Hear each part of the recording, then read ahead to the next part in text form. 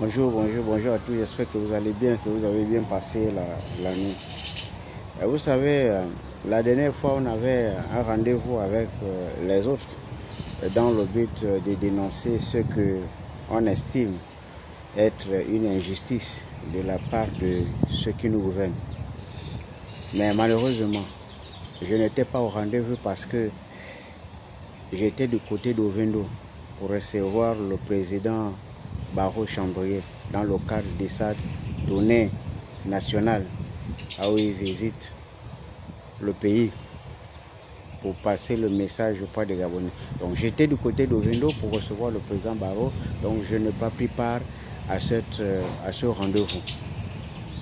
Mais grande a été ma surprise de constater avec beaucoup de regrets le déploiement d'une dimension de guerre qui a été organisée par ceux qui nous gouvernent pour empêcher les hommes détenteurs de la parole publique de passer un simple petit message de mécontentement auprès de leurs frères et sœurs. Au-delà de la caricature, il faut se poser donc de bonnes questions. Parce que M. Fortuné, Ido, Eric Otiti et les autres ne sont pas des citoyens ordinaires. Au même titre que les députés à l'Assemblée nationale, pour ne prendre que le cas de notre pays, qui ne font absolument rien du tout.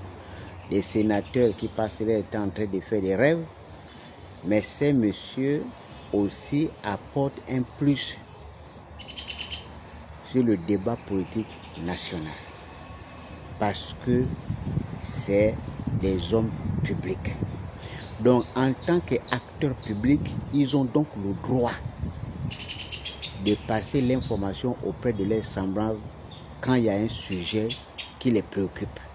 Et le sujet qui préoccupe mes frères, c'est la présence quasi indésirable des expatriés au sommet de l'État. Ce n'est pas une négociation, c'est un droit constitutionnel. Quand le pays est en danger, on doit défendre, point de citation. Le problème, c'est que moi, je m'interroge le plus souvent si cette même énergie que les militaires ont déployée avec joie pour aller empêcher Eric Otiti aux autres de s'exprimer, s'ils pouvaient au moins s'arrêter et réfléchir 2 minutes. Quand on demande le départ de Lee White et que vous venez empêcher les gens à passer le message, est-ce que parmi vous là, il y a au moins 80% qui n'ont même pas une maison en planche? Vous êtes en location en tant que militaire dans votre propre pays. Vous êtes en location. Pendant que vous êtes en location là, pendant que vous avez du mal même à payer la maison là, moi je tiens à vous informer que Lee White, quand on demande au départ là, il a dévasté 3 millions d'hectares de bois, dont les morceaux se trouvent en brousse. Donc si on avait au moins une considération pour vous, on pouvait scier ce bois-là, amener à Libreville et construire à chacun de vous au moins une maison. C'est comme ça qu'on fait pour respecter les gens, quand on aime les gens. Je vous rappelle que dans ce pays, on est en train de nous manipuler tous, nous y compris vous les militaires. Parce que si on vous respecte, on commence par vous mettre à l'aise. C'est comme ça qu'on prouve aux autres qu'on les respecte. Quand on vous envoie dans les gros camions pour aller demander aux autres de ne pas manifester, est-ce que Lee White a commencé d'abord par vous construire les maisons, vous améliorer les conditions avant de vous envoyer? Vous êtes dans les tout-dits, vous êtes en location, vous n'avez rien, vous êtes dans les moustiques, dans la chaleur, tout. Pendant que lui, il est dans les climatiseurs, il est dans le confort insolent, absolu, avec sa petite bande, et c'est vous qu'on envoie pour empêcher les autres abonnés de dire « nous, on ne veut plus la présence de tel ou tel ». Vous ne voyez... Excusez, le téléphone est tombé avec le vent, c'est le maraboutage qui commence à agir. Heureusement que moi-même, je suis quelqu'un qui a été formé au village et qui a fait la circoncision au village, donc une circoncision compliquée. Donc vous voyez, donc c'est ça le problème. Et donc, nous, on est là, on est tous manipulés, on est tous maltraités, et c'est vous qui êtes les premiers à venir empêcher les frères de s'exprimer avec une telle violence qu'on a comme l'impression que vous avez quelque chose à défendre. Alors que vous ne défendez rien, vous défendez donc le temps qui s'enrichit et le clan au Séni, le temps de s'enrichir. Mais vous allez vous enrichir quand? On va s'occuper de vous quand? On va vous construire les cités quand? On va vous acheter les bus climatisés quand? On va vous mettre dans le confort quand? C'est seulement les petits rangers qu'on vous prend au Sénégal, on vous prend machin, c'est pas là, on vous taille ça. C'est ça là, c'est les marques qu'on vous donne. C'est ça là, c'est avec ça que vous venez pour traumatiser les frères gabonais. Est-ce que ça, c'est une façon de respecter?